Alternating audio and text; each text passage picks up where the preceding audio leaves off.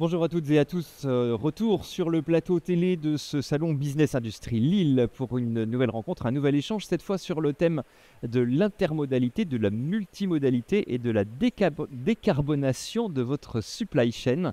Cet entretien, vous pouvez le suivre en direct, vous le suivez en direct en live sur le site internet du salon, businessindustrie-lille.com, et dès demain, vous pourrez le revisionner sur la chaîne YouTube du salon Business Industrie Lille.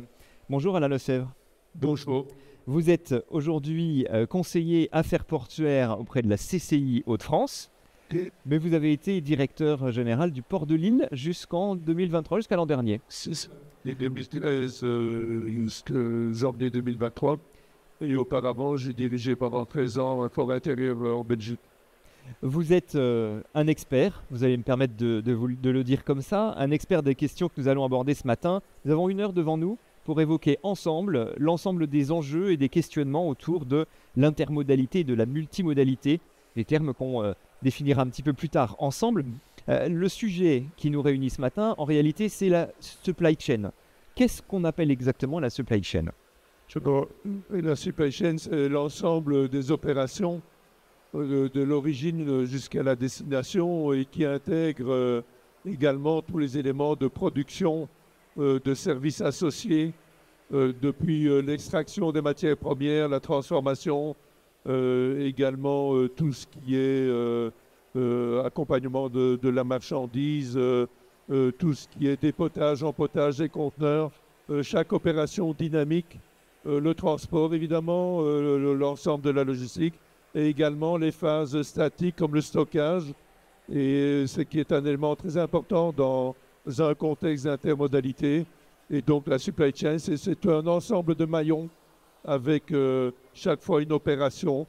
Chaque supply chain est spécifique évidemment à chaque type de production, à chaque entreprise même, à chaque unité de production. On peut dire que la supply chain, c'est tout ce qui est autour du cœur de métier de l'industriel, c'est-à-dire tout ce qui ne relève finalement pas de la production proprement dite, mais c'est l'ensemble des éléments qui vont permettre la production, depuis la fourniture en matière première jusqu'à l'acheminement évidemment du produit au client. Oui, c'est-à-dire qu'en fait c'est la somme de deux logistiques, la logistique externe et la logistique interne, et on intègre dans la supply chain la gestion des flux, y compris ceux de la production. Pourquoi on parle autant de supply chain aujourd'hui ? Pourquoi c'est si important d'en parler aujourd'hui ? Parce qu'il importe d'optimiser sa supply chain. Si vous voulez, auparavant, c'était une addition de prestations, chacune isolée. Pour utiliser l'expression, on travaillait en mode silo. Chacun avait sa responsabilité. Et puis, il y avait des pertes énormes en temps, en perte de marchandises, etc. Donc, il faut optimaliser l'ensemble de la chaîne et avec l'aide de l'informatique, notamment avec aussi probablement un impact fort de l'intelligence artificielle qui s'annonce dans la gestion des flux, les prédictions, les évitements de perte de temps, etc. Et donc, les chaînes aussi qui se mondialisent, enfin depuis, c'est pas récent ça, et donc de plus en plus évidemment, des chaînes de plus en plus complexes, des exigences de la clientèle de plus en plus pointues, du consommateur final, mais également le long de toute la chaîne, font qu'il était absolument indispensable d'évoluer dans ce sens-là, avec les outils qui évoluent très fort, tous les outils, on parle beaucoup de l'informatique, mais il y a également tous les outils de manutention, de transport, et puis il y a les enjeux environnementaux qui viennent se gréver sur la supply chain également. On va en parler un peu plus en détail. Ce que vous nous dites, c'est qu'aujourd'hui, la réflexion sur la supply chain, c'est quelque chose qu'aucun industriel ne peut éluder ou sous-estimer. Il y a un véritable levier de compétitivité pour les entreprises sur ce sujet. Oui, pour les industriels et les prestataires de services aussi. Le prestataire de services qui ne peut répondre qu'à un maillon est un peu le pauvre du système, je dirais. De plus en plus, les entreprises essayent de gérer un maximum de maillons de cette chaîne, en amont, en aval, ou en accompagnement de la production. Alors vous alliez nous dire tout à l'heure que la supply chain, c'est une question très personnelle, j'allais dire, en tout cas spécifique à chaque question, à chaque entreprise, Oui. à chaque industriel. On peut expliquer comment finalement cette spécificité, ce caractère très particulier pour chaque entreprise de la supply chain. Mais d'abord, la supply chain, au moment où les opérations se mettent en route, elle a déjà démarré, je dirais, bien en amont. Le départ, c'est un contrat d'achat, d'approvisionnement ou de vente. Et donc, pour avoir la maîtrise de la supply chain, il faut absolument bien définir la manière avec laquelle on va acheter, notamment pour les prestations, avoir la main sur les prestations de logistique ou non. Et donc, c'est un élément, à mes yeux, fondamental. Il y a un terme universel pour ça, c'est la définition de l'incoterm. Et donc, il importe d'avoir la main mise sur l'ensemble, en tout cas au niveau visuel, je ne parle pas en temps de réalisation, mais de bien avoir la maîtrise de sa supply chain. Elle est spécifique parce que les sources d'approvisionnement peuvent évoluer. Les clients, le carnet de commandes, il évolue sans cesse. Et donc, il faut chaque fois adapter la supply chain à ces différentes variations. Ce qui a un peu impacté très fort la supply chain, c'est également des fusions d'entreprises, des reprises d'entreprises qui bouleversent complètement le schéma. Et donc, un schéma est bon le matin, l'après-midi, il change, ou il est appelé à changer rapidement. Non plus pour des raisons uniquement industrielles, mais de participation d'entreprises pour des raisons financières, etc., etc. Donc c'est une préoccupation, une problématique qu'on doit se poser dès la rédaction du contrat, Oui. dès l'amont, vraiment le plus en amont possible, voilà. Oui. Et d'autre part en tenant compte du contexte économique dans lequel évolue la relation entre les deux parties. Exactement, qui est de plus en plus compliqué également. Et donc, c'est devenu vraiment le cœur de l'organisation, de l'ordonnancement, de la production en amont et en aval de la production. Vous avez constaté qu'effectivement, un certain nombre d'entreprises ou d'industriels signent un contrat sans forcément se poser des questions ou suffisamment de questions ou les bonnes questions sur la manière dont finalement allait s'organiser l'approvisionnement et la logistique. Il y a encore des entreprises qui n'ont pas de vision globale. Oui. Bon, ça évolue, mais on a parfois des réponses assez surprenantes d'entreprises qui ne savent pas nous donner les tonnages, les quantités de marchandises qu'ils approvisionnent ou parce qu'ils n'ont pas la main. Et puis eux, bon, ils mettent ça en production. Et il y a encore beaucoup d'évolutions à apporter à ce métier. Ceci dit, à contrario, il y a des sociétés vraiment à la pointe. Ça, c'est tout à fait clair aussi. Oui, évidemment. Donc ça, c'est les éléments de précaution, j'allais dire, sur lesquels vous attirez notre attention. Après, la supply chain, c'est tout de même des marchandises à livrer d'un point A à un point B. On est bien d'accord, à un moment. Au bon moment, au bon endroit, en bonne étape. Donc là, on aborde, au-delà du coût, la problématique de la fiabilité de la chaîne. C'est l'élément le plus important parce que si vous n'avez pas une fiabilité suffisante, notamment au niveau de la logistique, vous pouvez impacter très fort la production, l'ordonnancement de la production de votre client. Et là, le rapport de coût entre la logistique et la production reste quand même nettement plus important au niveau de la production que de la logistique. Donc, la logistique se doit d'être performante, mais surtout fiable.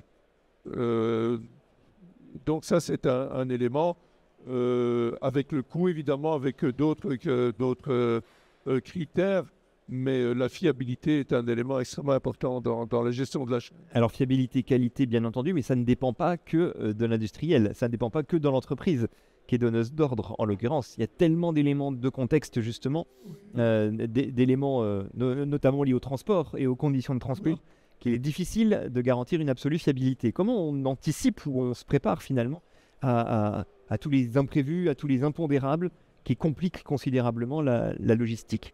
Alors, avoir la main mise sur 100% des impondérables, peut-être... Ça paraît difficile, hein? Mais c'est aussi le choix des prestataires. C'est les prestataires qui doivent évidemment s'organiser pour rendre leur service le plus fiable possible.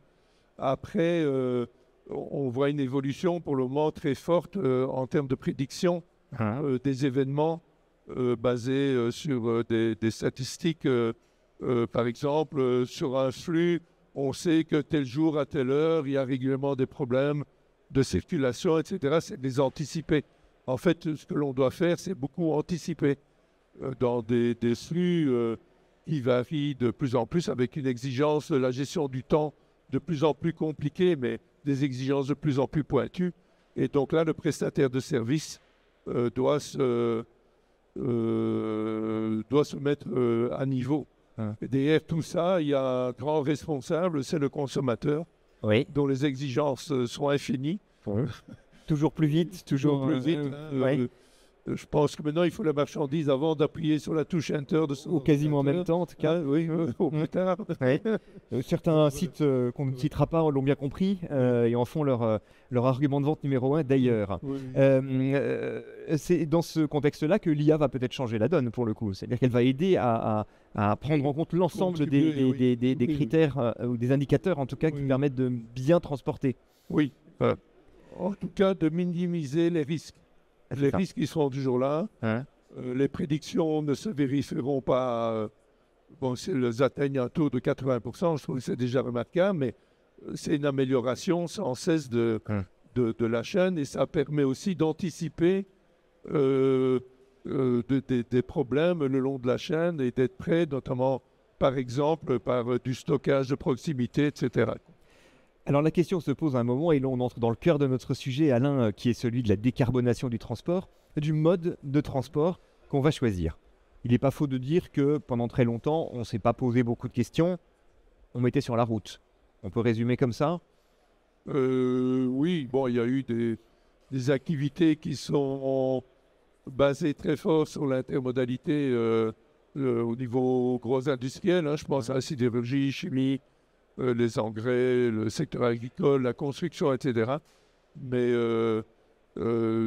disons, à un moment donné, il y a des décisions qui ont été prises et qui ont fait basculer les flux sur la route. Donc, dans le courant des années 80, des décisions particulièrement malheureuses qui se répercutent encore. Puis, il y a aussi l'augmentation des flux, des échanges qui ont mis beaucoup de marchandises sur la route également.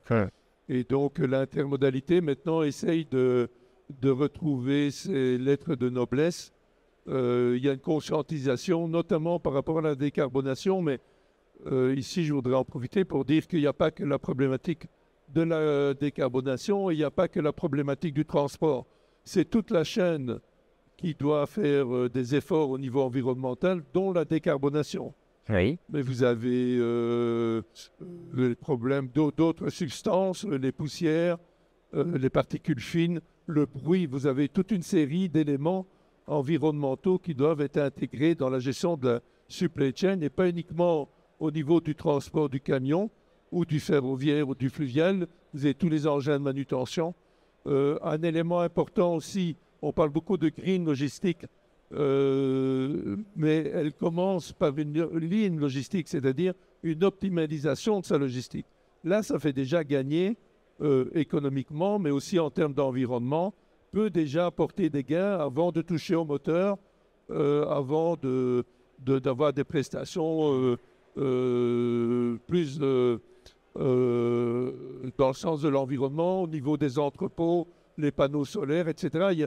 Mais c'est tout le long de la chaîne, y compris le stockage, qui a moyen d'apporter des améliorations et pas que la décarbonation sur le mode de transport routier. D'accord, l'entrée sur la question. Il faut aller beaucoup plus loin dans la réflexion. L'entrée dans la question par le prix, par le seul prisme de savoir est-ce que je prends le camion ou le train, par exemple, ne répond que imparfaitement à la question de la décarbonation. C'est ce que vous êtes en train de dire. Quand vous parlez de ligne logistique, concrètement, de quoi s'agit-il? Est-ce que vous avez peut-être un exemple? Optimaliser sa logistique, c'est-à-dire éviter les pertes de temps, les déplacements. Mutualiser des déplacements, par exemple. Pas vu de meilleure organisation, centralisation des activités. On évoquait hier une entreprise qui avait des zones de stockage différentes, 2 lieux de production, etc. Mais tout ça à un moment donné, se sont rendus compte que ça mettait leur modèle économique en péril. Ouais. Et donc, la logistique doit être optimalisée. Ça, c'est déjà un premier rapport, en plus de toutes les autres mesures plus techniques, technologiques, de comportement aussi, qui peuvent améliorer le bilan global de la logistique économique. Mais ça restera toujours évidemment prépondérant, mais pas que économique. Ouais.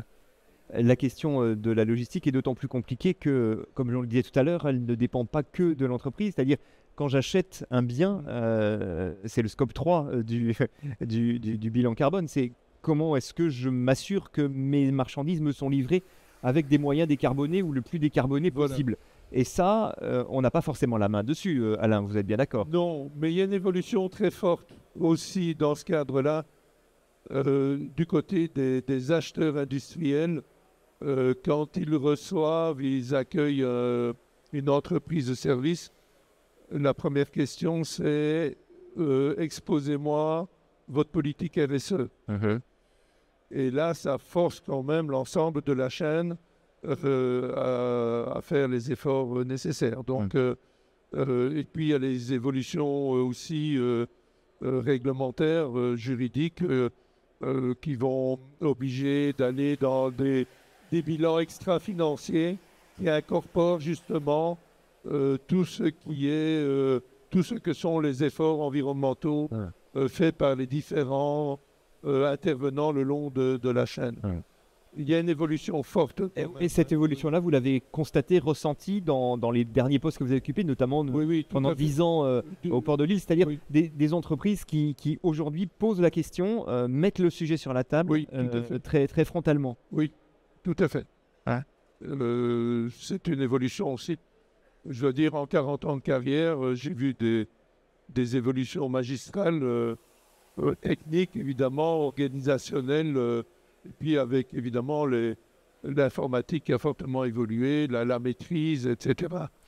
Alors, avec des complications aussi en parallèle, au niveau de la circulation, etc. Bien sûr. On parlait d'intermodalité ou de multimodalité. La différence entre les deux, c'est c'est deux modes. Il y a beaucoup de définitions. On va dire que l'intermodalité, c'est un échange entre deux modes. La multimodalité va plutôt concerner l'ensemble des modes utilisés le long de la chaîne. Et donc, voilà, mais c'est très proche l'un de l'autre. Vous avez monomodal, ça c'est un seul mode de transport. Multimodal, vous en utilisez plusieurs. Et intermodal, mais c'est faire route ou d'autres types de transport. Voilà quoi. Donc, quand on est un industriel, qu'on se pose la question de savoir de quelle manière transporter ces marchandises, quelles questions doit-on se poser? Quels sont les... par où on entre dans le sujet? Oui, mais d'abord, c'est de ne pas se déconnecter de la logistique au niveau industriel. Longtemps, surtout en France, on a acheté ce qu'on disait franco, donc livré dans la cour de l'usine, ou vendu départ. Et donc, ce sont les prestataires, notamment anversois, qui se sont accaparés de la logistique et donc qui ont pris la main sur la logistique et qui l'ont donc organisée en fonction de leurs possibilités, de leurs intérêts, etc. Et c'est pour ça que on dit toujours que le premier concurrent du port de Marseille, c'est le port d'Anvers. Il n'y a pas que les Hauts-de-France qui sont concurrencés par Anvers. Et donc la première question, c'est, je reviens au niveau de l'achat, de dire je veux la main sur les opérations de logistique, donc c'est la manière d'acheter. Ça, c'est le premier élément. Ça va définir une origine et une destination, et c'est seulement à ce moment-là que vous savez si l'intermodalité va pouvoir se positionner ou non. Si vous achetez votre produit en Auvergne, c'est plus compliqué de le rendre en intermodalité que si vous l'achetez dans une zone bien équipée en voie fluviale ou en voie ferroviaire. Donc ça, c'est... Voilà. Après, c'est évidemment se poser les questions. c'est pas uniquement l'addition de maillons d'une chaîne, c'est aussi se dire, OK, les détracteurs de l'intermodalité utilisent toujours la rupture de charge pour dire ce n'est pas intéressant, ça coûte plus cher. C'est-à-dire le moment où on passe d'un mode à l'autre. Voilà, il y a un coût de manutention en plus. Ouais. Mais il faut analyser, et ça, je reviens au cas spécifique, quel est l'avantage que peut procurer l'intermodalité en coût de transport, en utilisation de stockage de proximité, en ne concentrant pas en n'utilisant pas du foncier dans l'entreprise pour du stockage qui peut être mutualisé dans un port et le foncier qui peut être dédié à des évolutions en termes de production. Il y a l'aspect évidemment organisationnel, il y a l'aspect financier, administratif, etc. C'est vraiment voir quels sont les avantages que peuvent procurer l'intermodalité. Un argument aussi, c'est le temps, la vitesse. On dirait un camion est plus rapide. Oui et non. Si vous comparez un bateau à un camion, en principe, on peut espérer que le camion va aller plus vite. Encore à l'heure actuelle. Par contre, si vous comparez, par exemple, 80 conteneurs sur un bateau par rapport à 80 conteneurs sur 80 camions, là, c'est déjà plus la même chose. Parce que vos 80 camions, ils vont être dans une file d'attente au milieu peut-être de 300 ou 400 autres camions qui vont être destinés à des tas d'endroits en Europe. Donc, je parle ici du port maritime. Et donc, quand vous faites vraiment l'analyse globale, le bateau, ben, il n'est pas si lent que ça. Sur des distances de 100 km, il va mettre une quinzaine d'heures. Je ne suis pas sûr que vous faites vos 100 camions en une quinzaine d'heures. Bien sûr. Donc il faut effectivement regarder de très près le mode, effectivement, mais par où on passe, à quel moment on passe. Tous ces éléments-là peuvent peser lourd dans le calcul de l'addition. Voilà, exactement. Et la préoccupation environnementale, elle intervient à un moment ou à un autre, à ce stade-là de la réflexion? Il y en a qui sont plus sensibles que d'autres aux aspects environnementaux. Oui, oui. Et puis dans les ports, vous avez aussi les riverains qui sont très attentifs aux aspects bruit, aux aspects respect des horaires, les poussières, l'odeur de fuel, etc. Donc tout ça, il faut l'intégrer au moment où vous prenez les décisions sur votre ligne de transport, votre flux de marchandises, il faut l'intégrer à ce moment-là. Le choix se pose quand il se présente, j'allais dire. Il faut qu'il y ait des infrastructures. Pour cela, vous évoquiez le cas de certaines régions qui sont peut-être moins bien dotées. On va peut-être faire un focus sur les Hauts-de-France. Oui. C'est le moment de dire qu'il y a dans cette région une diversité, une variété, une qualité d'équipements et d'infrastructures qui rendent possible cette réflexion et ce choix. Oui, tout à fait. On peut dire que la région de France a un côté privilégié, un bon réseau ferroviaire, qui, comme tous les réseaux, doit être amélioré, un très très bon réseau fluvial qui est en cours d'amélioration avec le canal Seine-Nord. Donc ça, c'est déjà au niveau des réseaux pour les déplacements. Et vous avez une façade maritime digne de ce nom, avec Dunkerque, Calais-Boulogne et aussi Gettling, le tunnel sous la Manche. Et puis vous avez les ports intérieurs qui rendent des services énormes. Certains ne sont pas encore assez connus. On parle beaucoup du port de Lille, on parle beaucoup de Dourges, même si ce n'est pas un port. Ils ont une fonction portuaire pleine. C'est un outil remarquable. Il y a tout le Grand Hainaut aussi, qui est en plein développement et dans un processus d'industrialisation, de réindustrialisation fort. Vous avez évidemment le canal Seine-Nord. Alors ça, c'est le grand projet. C'est le grand projet. C'est le maillon manquant. C'est le maillon manquant. Et puis vous avez l'Oise aussi avec la plateforme de Longueuil. Donc les Hauts-de-France sont vraiment privilégiés. Maintenant, le canal, ce n'est pas uniquement un lien entre le bassin de la Seine et l'Escaut. Il va permettre par l'intérieur des terres une relation entre Le Havre et Costanza sur la mer Noire. Donc c'est plus de 3000 km de liaison, le maillon manquant, puisque le Rhin-Main-Danube a été réglé. Vous avez le canal du Danube à Costanza, il existe depuis des années. Et donc maintenant, il manque le canal Seine-Nord pour avoir un réseau connecté à un réseau, peut-être le premier réseau mondial. Hein. C'est une traversée du continent, une traversée de l'Europe qui est rendue possible par ce petit bras de 100 km. Voilà. Pour tout ce qui concerne l'Île-de-France et le sud, hein, la Bourgogne et même Rhône-Alpes, etc. Hein. Puisqu'il y a les relations ferroviaires aussi, il faut en parler également. C'est bien. Dans le cadre de l'intermodalité. Ouais. Donc on a le choix dans la région de son mode de transport, on a le choix des infrastructures, tout ça est fédéré, ça s'appelle Norlink. Oui, donc Norlink fédère l'ensemble des infrastructures de transbordement et de déplacement, donc ferroviaire, fluvial et les ports, se retrouvent au sein de l'association intermodale des Hauts-de-France, je dirais, de Norlink. Oui, tout à fait. Les entreprises qui se posent des questions sur la manière dont elles vont gérer leur logistique, notamment le choix du mode, peuvent être accompagnées aujourd'hui. Qui finalement peut avoir cette vision globale à la fois des infrastructures et des enjeux qu'on évoquait tout à l'heure? Il y a déjà Norlink, mais Norlink après aiguille les intervenants en fonction de leurs problèmes vers les prestataires de services qui peuvent répondre aux problématiques des industriels. Donc c'est une porte d'entrée, mais rapidement, Norlink met en contact avec les prestataires de services qui, eux, peuvent détailler leur offre. Norlink ne peut pas rentrer d'offres commerciales, par exemple, c'est pas du tout autorisé, évidemment. Et puis, il y a les prestataires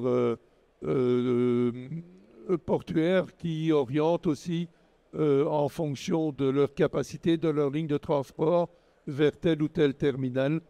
Par exemple, sur le port de Lille, si un client me demandait une relation avec l'Espagne, je les dirigeais vers Dourges, qui eux en ont, tandis que le port de Lille n'en a pas. Donc, il y a cette fédération permet de se connecter et de rendre service aux industriels de manière mutualisée. Ouais. Il n'y a personne qui sait tout faire. Par contre, ensemble, on sait faire. On peut proposer toute la gamme, tous ensemble. Oui. C'est important de dire à ce moment de notre échange que les questions relatives à l'inter et à la multimodalité, ce n'est pas des questions qu'on traite tout seul. Non. C'est-à-dire une entreprise qui décrète toute seule qu'elle va faire de l'inter ou de la multimodalité, a priori, ça ne fonctionne pas. Pourquoi? Expliquez-nous. Mais parce que, on prend toujours l'exemple de la chaîne stéréo. La chaîne, elle a la valeur de l'élément le plus faible. Et donc, vous devez absolument répondre à niveau sur chaque maillon. Et on a eu un collègue qui avait l'expression de dire qui connaît mieux le bus que le chauffeur du bus. Et donc, c'est pour ça qu'il importe d'utiliser dans le bon sens du terme toutes les forces vives, peut-être d'autres fédérations aussi, qui, eux, ont les contacts et d'amener à vraiment un niveau qualitatif optimal et d'amener le chargeur en relation avec les intervenants qui peuvent le mieux répondre à ces questions. Le chargeur, il trouvera toujours la meilleure solution. Et dans un contexte de concurrence très fort comme les Hauts-de-France, s'il ne trouve pas la solution dans les Hauts-de-France, il ne doit pas aller loin. Il va dans le Benelux. Et là, au niveau belge et hollandais, ils ont toutes les réponses qu'ils veulent. Donc, les Hauts-de-France doivent vraiment se mettre au niveau. Et on a déjà un niveau qualitatif très élevé. Hein. On a une des meilleures régions en logistique d'Europe occidentale. Mais comme les autres progressent, on est obligé de progresser en permanence. Et ce qui est bon aujourd'hui n'est peut-être plus bon demain. Ou bon ce matin n'est peut-être plus bon cet après-midi. Donc, sans cesse, il faut évoluer dans ce cadre-là. Et aussi, l'innovation est un élément extrêmement important. Donc, et là aussi, avec le pôle Euralogistique, beaucoup Euratechnologie, beaucoup de start-up. Les ports font de plus en plus appel à des start-up pour les amener à booster, à moderniser leur infrastructure informatique, etc. Et l'innovation se joue dans, y compris les techniques et les technologies de transport, de transbordement, de stockage. Par exemple, on fait de plus en plus de simulations sur l'organisation des terminaux à l'aide de jumeaux numériques. d'anticipation, d'identification. Tout ça, ce sont des petites choses additionnées qui permettent d'offrir un meilleur service en termes d'information. On parlait de fiabilité, mais la fiabilité, elle commence par le respect de l'information aussi. On peut annoncer une mauvaise nouvelle au client, mais elle doit être bonne. Elle doit être juste. C'est juste, on va dire. Une mauvaise nouvelle doit être juste, pour qu'il puisse se réorganiser au niveau de sa production, etc. Et donc c'est un secteur comme l'industrie qui est au demeurant complètement concerné par la révolution de la data. On en reparlera peut-être tout à l'heure. Oui. De votre expérience de directeur de port et d'expert en logistique, quels sont aujourd'hui les critères qui font qu'une entreprise choisit tel ou tel mode de transport, telle ou telle organisation? La place du coût est-elle toujours aussi importante ou est-ce que d'autres critères aujourd'hui viennent la tempérer un peu? De plus en plus, il y a d'autres critères qui tempèrent, mais je vais être un peu réducteur. Si vous avez affaire à un acheteur pur et dur, c'est le prix point à la ligne. Cette sorte de a tendance à diminuer. Oui. Par contre, si vous avez d'abord une logique, un management au niveau de l'entreprise qui est sociétal, de plus en plus, il y a quand même moyen au moins de présenter. Souvent, la porte se ferme avant toute discussion, mais donc il faut d'abord ouvrir la porte, de présenter les atouts au-delà de la gestion d'un déplacement de marchandises, les atouts que confère l'intermodalité par des services annexes, aussi par de l'externalisation de main-d'œuvre, etc. Et tout ça, c'est au port, aux prestataires à défendre et à monter un projet global vis-à-vis des industriels. Mais on parle de plus en plus d'intermodalité, donc je ne vais pas dire que c'est plus facile, c'est moins compliqué, mais ça reste un boulot de fond, un boulot difficile malgré tout, de positionner l'intermodalité au sein des industriels. Et peut-être aussi parce qu'on ne sait pas, à vous de nous le dire, quantifier, évaluer le coût des externalités. C'est-à-dire, en optant pour l'intermodalité, le transport en lui-même va peut-être me coûter un petit peu plus cher, mais je vais être capable aussi de gagner sur d'autres terrains. Mais le problème aussi, c'est que les nuisances et les effets, les externalités ne sont pas supportés directement. Par le client. Sont supportés par tout le monde, mais pas directement par le client. Et donc, il n'en tient pas compte, mais elles sont bien là. Et les évolutions réglementaires font que ça va de plus en plus impacter les coûts de transport directement et de logistique. Des efforts sont faits au niveau des risk-takers, par exemple. Je dis toujours, c'est les bulldozers pour les conteneurs. Bulldozers, c'est ça, on connaît, les conteneurs aussi. Mais ces machines de 100 tonnes, pour le moment, on passe dans une phase hybride, de moteur hybride. C'est une première étape, mais si vous devez recharger votre machine chaque fois que vous avez fait un conteneur, c'est pas tenable non plus. Donc, il y a des évolutions. On arrivera probablement à un moment donné au tout électrique. On n'y est pas encore, on commence à en parler, mais derrière ça, il faut la production et la distribution d'électricité qui accompagnent. Si on devait lister en quelque sorte les items, les points sur lesquels, autour desquels organiser en tout cas la construction de sa supply chain, avec un ordre de préférence qui pourrait être le vôtre, j'allais dire, quels sont les grands sujets, les grandes questions qu'on va se poser? Le coût reste prépondérant et la fiabilité. Ça sont certainement les deux éléments. Après, vous avez évidemment la sécurité qui intervient également. Dans la fiabilité, il y a beaucoup de choses. Il y a au bon endroit, au bon moment, en bon état, etc. Mais c'est l'ensemble de la chaîne. Donc un entrepôt fait partie aussi de la fiabilité. C'est-à-dire la ligne logistique. La qualité de l'entrepôt, son positionnement, sa proximité avec le centre de consommation. Ce sont les éléments prépondérants. Après, on en revient à l'acte d'achat sur la qualité de la marchandise, mais là, ce n'est pas nécessairement la supply chain qui en est responsable. Est-ce que tout ça évolue aujourd'hui? Enfin, dans quel sens tout cela évolue aujourd'hui? Vous qui avez un petit peu le recul sur toutes ces années, est-ce que le discours que vous tenez ces mouches aujourd'hui? Est-ce que vous sentez une véritable appétence des industriels pour l'inter ou la multimodalité? Non, franchement, je trouve un peu dommage les discours négatifs. Alors, malheureusement, il reste toujours, je vais dire, des cow-boys. Mais les industriels font énormément d'efforts. Les prestataires de services aussi. Les industriels font énormément d'efforts. C'est pas assez su, c'est pas assez dit. Au port de Lille, on a, il y a quelques mois, regroupé la communauté portuaire à travers ces sujets-là. Donc, RSE, REF 3 est un élément fort au niveau des ports également, tant en termes de posture qu'en termes de développement industriel. Donc, c'est le programme qui aide à accompagner la troisième révolution industrielle, voilà, qui est le programme régional. On a réuni 100 clients. Eh bien, on a été étonnés au niveau du port de tout ce que les clients font. On ne le savait pas. On ne le savait pas. Et ils sont loin de faire que de l'intermodalité, économie d'eau, économie d'énergie, etc. On est resté scotché à voir tout ce que les clients faisaient. On ne le sait pas. On ne le sait pas assez. On ne met pas assez en exergue les efforts des industriels. Évidemment, quand il y a le feu dans un stock de plastique avec des batteries de lithium, ça, toute la planète est au courant.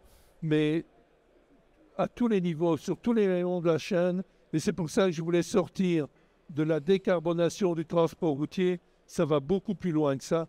Les efforts des industriels sont réels. Peut-être pas encore suffisants, mais il faut continuer à produire, il faut continuer à vendre. On n'a pas de baguette magique, donc ça prend du temps. Et puis les évolutions technologiques sont tellement rapides que l'industriel, il doit savoir suivre aussi.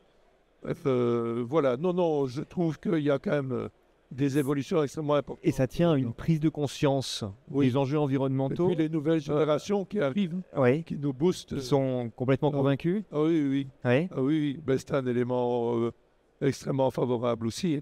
Vous leur faites plus faire n'importe quoi au niveau environnement. Il y a un élément aussi qui entre peut-être en ligne de compte, c'est, alors ça commence tout doucement, on l'a évoqué dans une autre de nos tables rondes ici que vous pouvez visionner sur YouTube, la relocalisation, la réindustrialisation de notre pays, elle a tendance, ou on peut considérer que c'est peut-être une tendance à long terme, à réduire les besoins en transport long.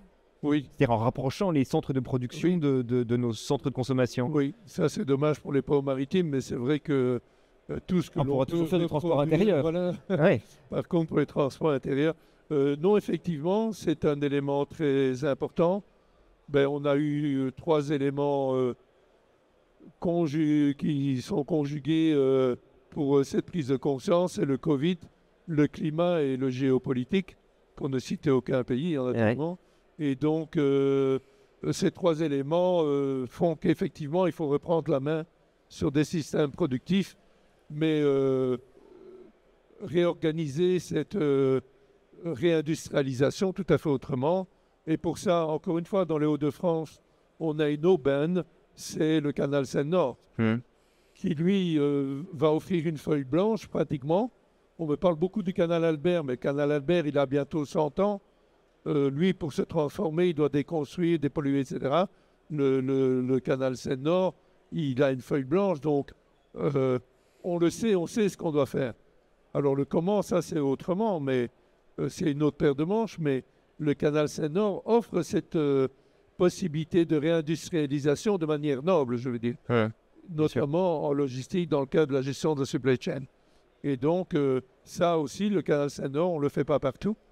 C'est intéressant ce que vous dites, c'est-à-dire que l'infrastructure de transport, donc la logistique en fait, est susceptible de générer du développement industriel, du développement d'entreprise, oui, tout à fait. Et non l'inverse. Je veux dire, c'est pas seulement l'entreprise qui développe le transport parce qu'elle a besoin de transporter, c'est l'inverse qui se produit aujourd'hui. Il y a un espèce de cercle vertueux. Vertueux, oui, tout à fait. Le canal Seine-Nord, c'est une opportunité de poursuivre, d'aller plus loin dans ce qu'on appelle la massification, c'est-à-dire voilà, le regroupement des marchandises pour les transporter ensemble à moindre coût. Au niveau du gabarit, ça c'est le rôle du canal, au niveau du gabarit. Après, ou bien on a un canal de transit entre Anvers, Rotterdam et Paris, ou bien on s'approprie le sujet au niveau industrialisation le long du canal, avec des vrais sujets, au niveau de l'imperméabilisation, la gestion des terres agricoles.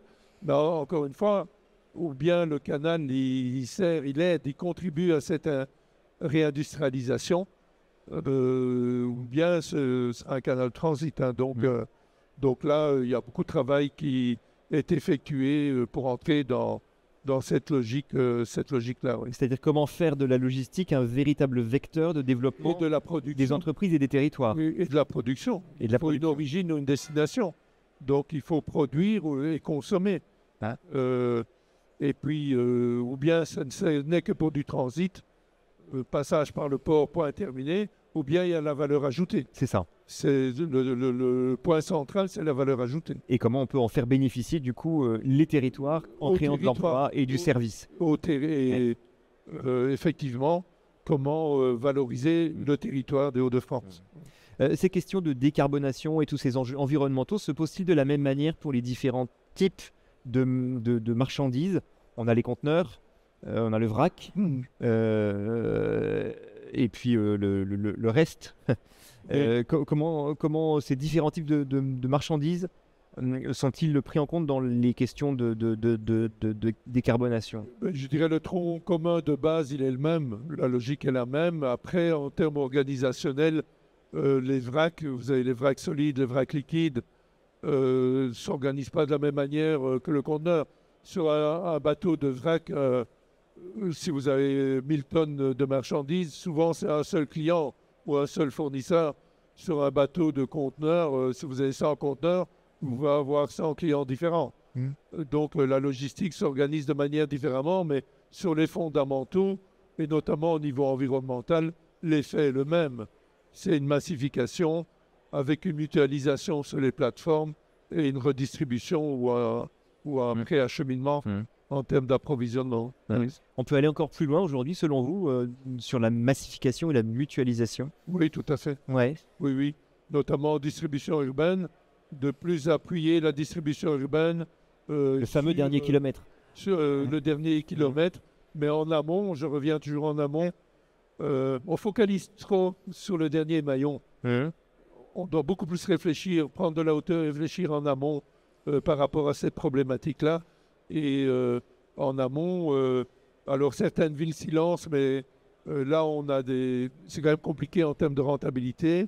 Là aussi, il y a une prise de conscience et une responsabilisation sociétale à avoir, mais c'est de s'appuyer sur les transports de masse plus petits. Vous n'allez jamais approvisionner le Vieux-Lille avec un bateau de 4000 tonnes 2 fois par jour, mais par contre, sur des petites unités mises en réseau, etc.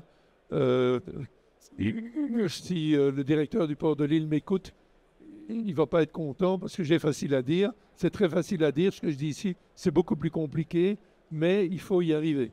Il faut y arriver. Beaucoup plus compliqué à mettre en œuvre, mais il faut y arriver. Et ça, vous avez le sentiment qu'aujourd'hui, la prise de conscience est suffisante pour qu'on travaille aujourd'hui sur ces questions-là? Oui. Ouais. Encore une fois, notamment à l'aide d'un laboratoire REV3 au port de Lille et des startups qui travaillent de manière intensive là-dessus pour le moment. Il y a déjà eu des essais. Techniquement, ça tient la route, donc ça, c'est déjà important. Le problème, c'est les flux de retour, notamment sur les plus longues distances, etc. Et économiquement, c'est un petit peu plus délicat. C'est un peu plus délicat, oui. L'équilibre Mais il y a des évolutions au niveau des manutentions. Les bateaux qui s'équipent de moyens de manutention, vous voyez, il y a énormément de travail. On peut parler 3 heures, mais...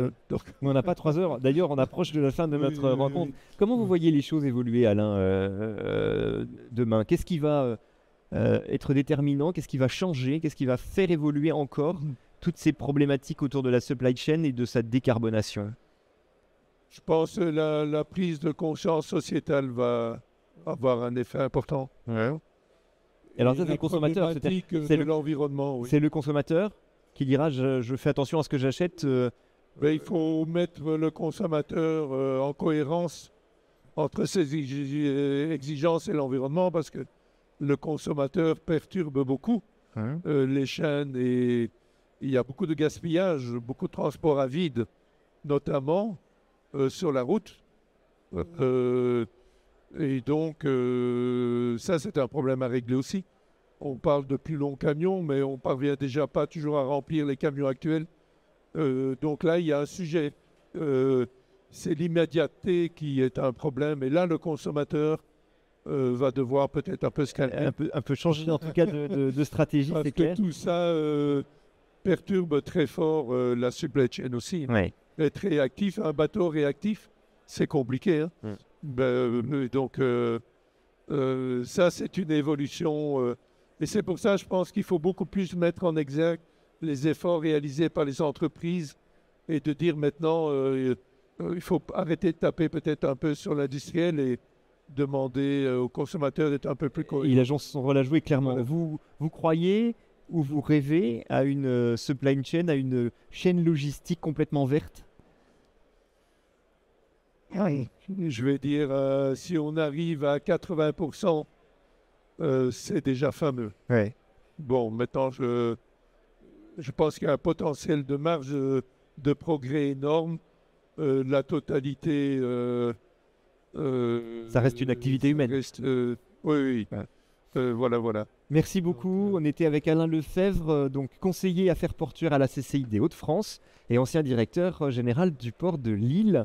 Merci Alain pour vos explications et votre témoignage ce matin, ici dans le cadre de ce salon Business Industrie Lille. Bonne journée et bon salon.